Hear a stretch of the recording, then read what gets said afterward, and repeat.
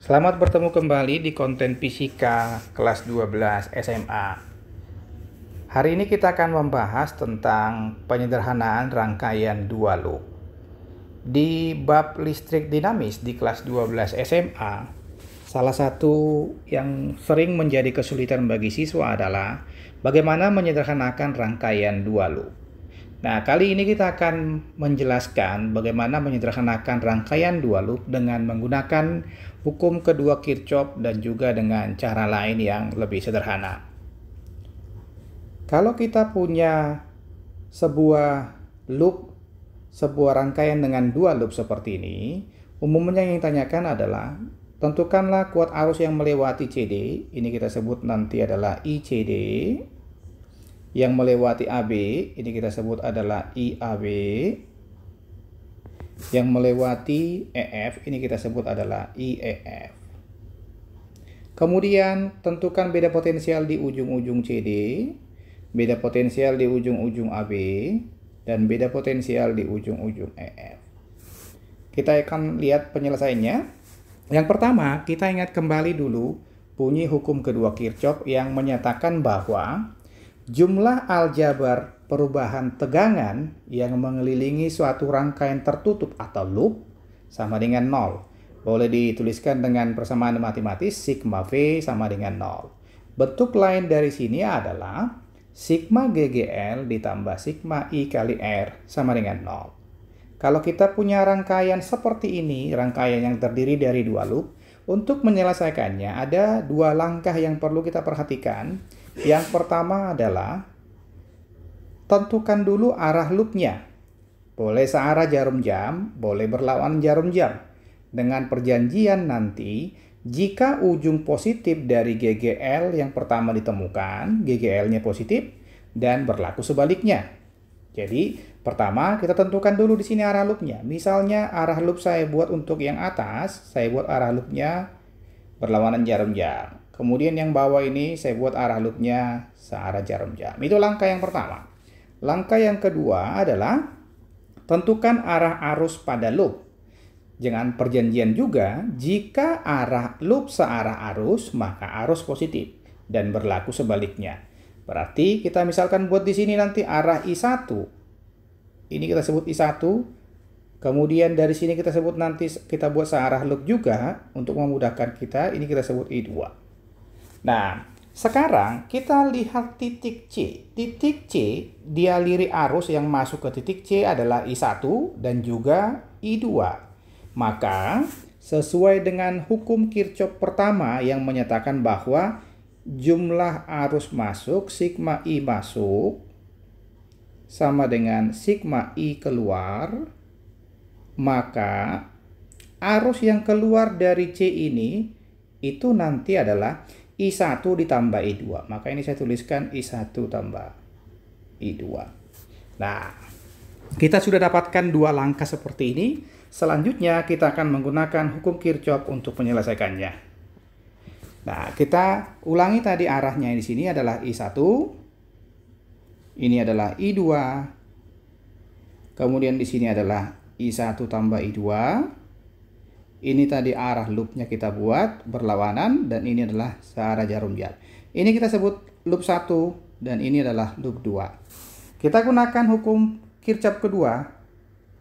Sigma GGL ditambah sigma I kali R sama dengan 0. Kita lihat loop 1. Loop 1 kita tentukan arah loopnya tadi berlawanan jarum jam. Berarti kalau saya mulai memutar dari titik P, saya akan mendapatkan GGL yang 6 volt ini pertama kali ujungnya negatif. Maka saya tuliskan minus 6. Kemudian saya dapatkan yang ini negatif 2. Maka saya tuliskan di sini min 2. Pada loop 1 hanya ada 2 GGL, 6 volt dan 2 volt. Selanjutnya kita lihat arah arus. Kalau kita bergerak dari titik B, arah putaran berlawanan jarum jam, maka arah arus I1 searah dengan arah putaran, berarti arusnya positif. Maka saya tuliskan di sini tambah I1 dikali I1, arus I1 ini melewati hambatan yang pertama 1 ohm, saya tuliskan di sini 1 ohm yang ini tambah 1, dan juga 1 ohm yang ini, tambah 1. Nah, pada loop 1 ini, selain arus I1, kita juga menemukan arus I1 tambah I2, di mana arahnya searah dengan arah loop kita, yaitu berlawanan jarum jam. Berarti I1 tambah I2 di sini positif. Saya tuliskan tambah. I1 tambah I2. Hambatan yang dilewati I1 tambah I2 adalah hambatan 2 ohm. Berarti ini dikali 2, sama dengan 0. Kita sederhanakan ini menjadi 8 sama dengan 3I1 ditambah 2I1 ditambah 2I2. Maka 8 sama dengan 5I1 tambah 2I2. Ini kita sebut persamaan 1. Selanjutnya kita tinjau loop 2. Sama sigma GGL ditambah sigma I kali R sama dengan 0. Karena kita membuat arah loopnya searah jarum jam, maka kalau kita bergerak dari titik F searah jarum jam, pertama kita temukan ujung GGL ini negatif. Maka saya tuliskan di sini minus 12. Kemudian kita juga menemukan di sini ujungnya negatif, minus 2. Maka ini saya tuliskan minus 2. Pada loop 2 hanya ada 2 GGL, yaitu 12 volt dan 2 volt. Nah, selanjutnya kita lihat arusnya. Pada loop 2 ada arus I2, di mana arah I2 kita buat tadi searah putarannya.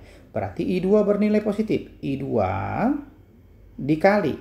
I2 ini melewati hambatan mana saja? Ada hambatan 2 ohm, saya tuliskan di sini 2. Hambatan yang ini juga 2, ini tambah 2. Hambatan yang ini juga 2, ditambah 2. Selain I2, kita juga di loop 2 ini ada arus I1 tambah I2, di mana arah arus I1 tambah I2 ini juga searah dengan arah loop 2. Berarti di sini I1 tambah I2 adalah positif. Hambatan yang dilewati I1 tambah I2 adalah hambatan 2 ohm dikali 2 sama dengan 0. Selanjutnya ini kita sederhanakan, kita dapatkan 14 sama dengan 6I2 ditambah 2I1 ditambah 2I2. Ini adalah 14 sama dengan 2I1 ditambah 8I2. Ini bisa kita sederhanakan, kita bagi 2, ini 7 sama dengan I1 ditambah 4I2. Kita dapatkan persamaan 2. Selanjutnya persamaan 1 dan 2 ini, 1 dan 2 kita bisa eliminasi supaya I2-nya ini saling habis nanti. Persamaan 1 saya kali 2, maka saya akan dapatkan di sini 16 sama dengan 10 I1 ditambah 4I2. Persamaan 2 tetap 7 sama dengan I1 ditambah 4I2.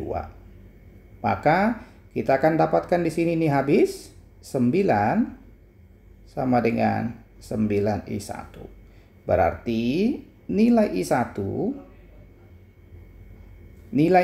ini adalah I dari dari B ke A, atau ini kita sebut nanti ini adalah IBA bernilai 1A. Kalau dia IBA berarti arahnya dari B menuju ke A. Karena kalau dari A ke B maka dia akan bernilai negatif. Kemudian setelah kita dapatkan I1, kita masukkan ke persamaan 1 boleh, persamaan 2 boleh untuk mencari nilai I2. Saya masukkan ke persamaan 1, 8 sama dengan 5I1, berarti 5 dikali 1 ditambah 2I2.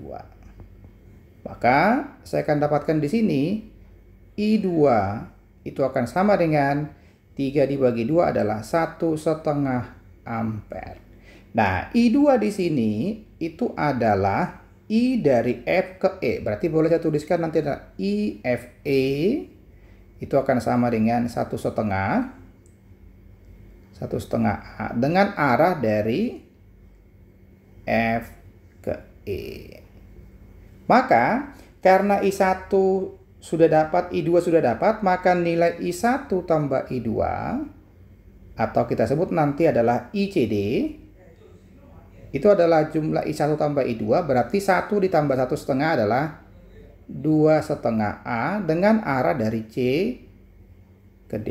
Kita sudah dapatkan besarnya kuat arus pada AB, CD, dan EF. Selanjutnya, kita bisa mencari beda potensial di ujung-ujung CD, di ujung-ujung AB, dan di ujung-ujung EF. Kita lihat sekarang, kita ingin mencari berapakah beda potensial di ujung-ujung CD. Pertama, PCD itu akan sama dengan sigma E ditambah sigma I dikali R. Ya. Nah, ingat PCD ini bukan satu loop, bukan satu rangkaian tertutup. Jadi nggak boleh kita tuliskan PCD sama dengan sigma E tambah sigma I kali R sama dengan 0. Nah, kita sudah dapatkan tadi dari C ke D. Pertama kita lihat ada GGL minus 2 bernilai negatif karena ujung yang pendek atau yang negatif kita temukan. Maka saya tuliskan di sini minus 2. Nah, ICD tadi di sini mengalir, ICD nilainya adalah 2,5 A. Maka di sini karena arah CD searah dengan arus, maka ini positif. 2,5 atau 5/2 dikali R. Hambatan yang dilewatinya adalah 2. Maka ini kita akan dapatkan nilainya adalah 3 volt. Maka tegangan di ujung-ujung CD adalah 3 volt. Sekarang kita ingin mencari tegangan di ujung-ujung AB, ya. PAB.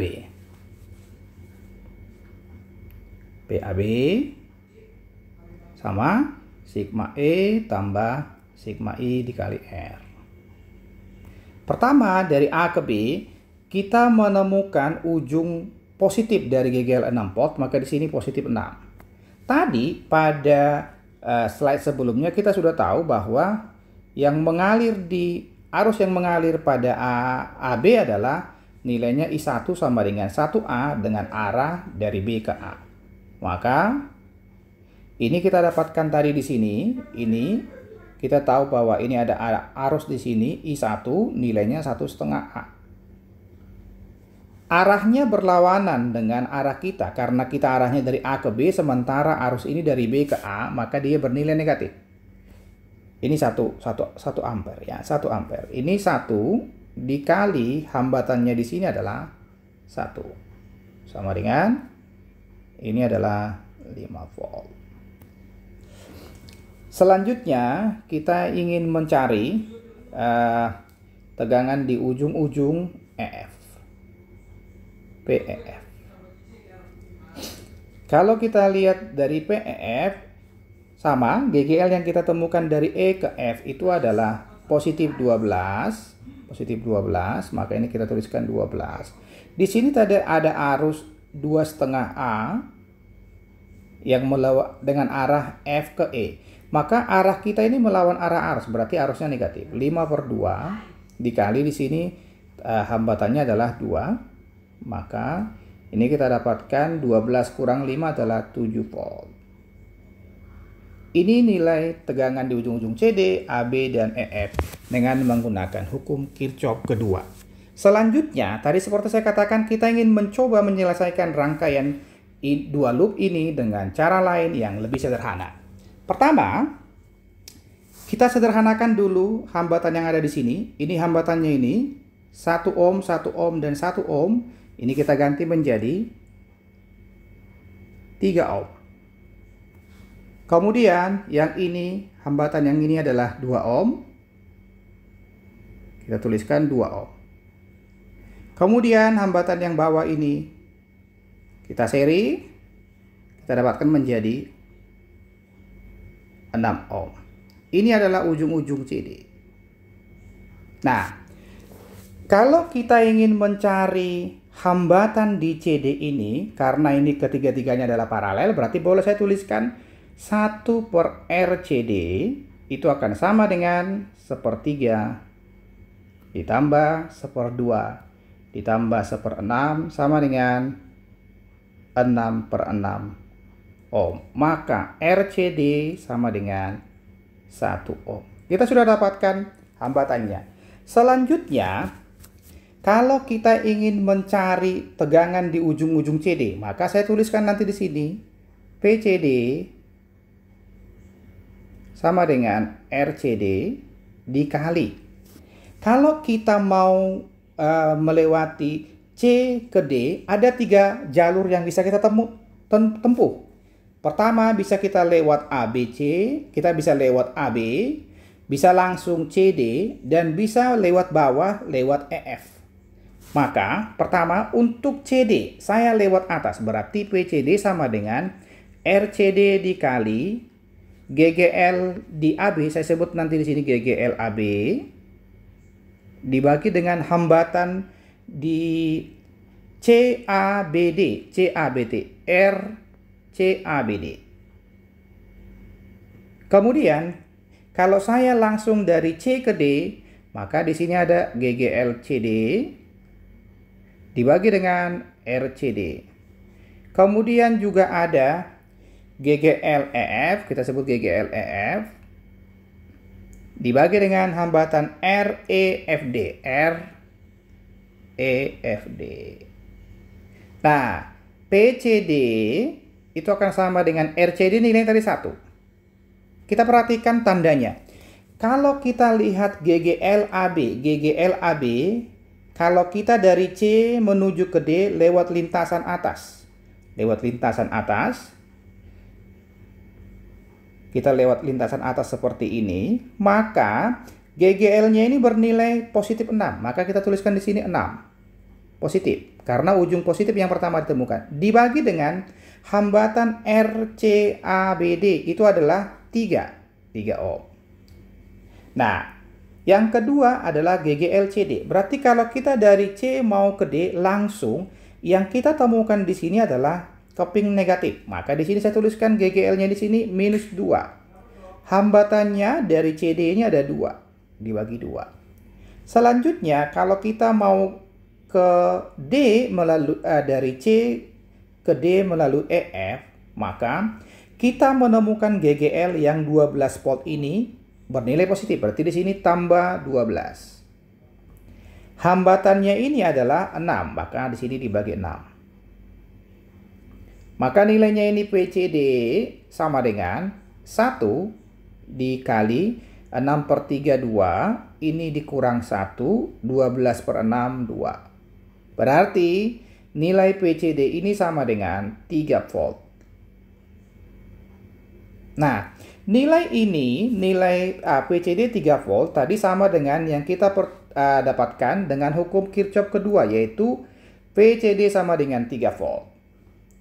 Nah, selanjutnya kalau kita sudah dapatkan PCD 3 volt, maka sekarang tugas kita ingin mencari arus pada CD. Maka selanjutnya kita tuliskan seperti ini. PCD saya tinjau langsung sigma E tambah sigma I kali R, karena saya mau langsung dari C menuju D. Berarti ini saya tuliskan adalah ICD. Kita lihat tadi nilai CD itu tadi adalah 3 volt. Maka saya tuliskan di sini 3 sama dengan dari C ke D, saya menemukan GGL tadi, kalau saya dapatkan langsung dari C ke D, ini adalah minus 2. Nah, ini saya tuliskan di sini minus 2 ditambah ICD kali hambatan dari C ke D adalah 2. Maka saya akan dapatkan di sini 5 sama dengan 2 ICD.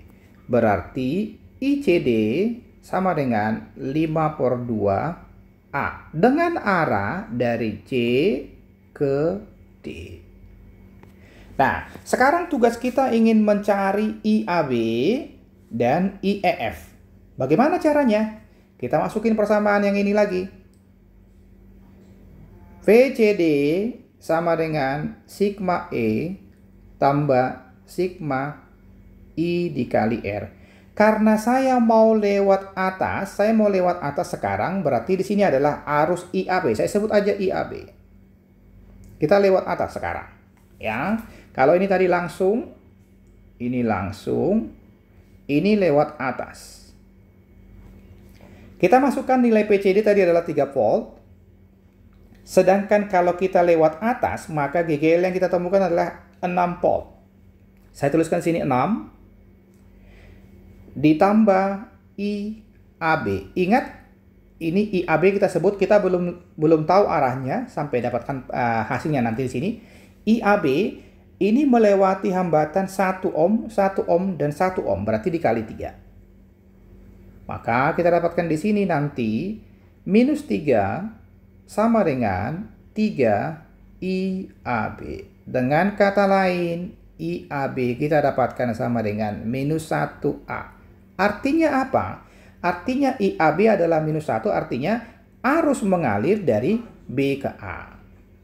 Dari B ke A. Kalau IAB itu sama dengan min IBA. Ya. Nilai ini sama dengan yang kita dapatkan dari hukum Kirchhoff kedua tadi, yaitu bahwa IAB ini sama dengan 1A dari B ke A. Selanjutnya, kita ingin mencari bagaimana atau berapa besar arus di EF. Sekarang kita akan melalui bawah. Dari C ke D kita lewat bawah. Kita tuliskan lagi di sini. VCD sama dengan sigma E tambah sigma I kali R lewat bawah. Nah, kita sebut aja karena ini lewat bawah, kita sebut aja ini IEF. Nilai PCD tadi sama dengan 3, maka kita tuliskan 3. Kalau kita dari C ke D lewat bawah, kita menemukan GGL ini 12 volt bernilai positif. Maka di sini saya tuliskan 12. Kemudian tambah IEF. Dikali hambatannya ini ada 2 ohm. 2 ohm dan 2 ohm berarti 6 ohm dikali 6. Maka di sini saya dapatkan di sini min 9 sama dengan 6 IEF.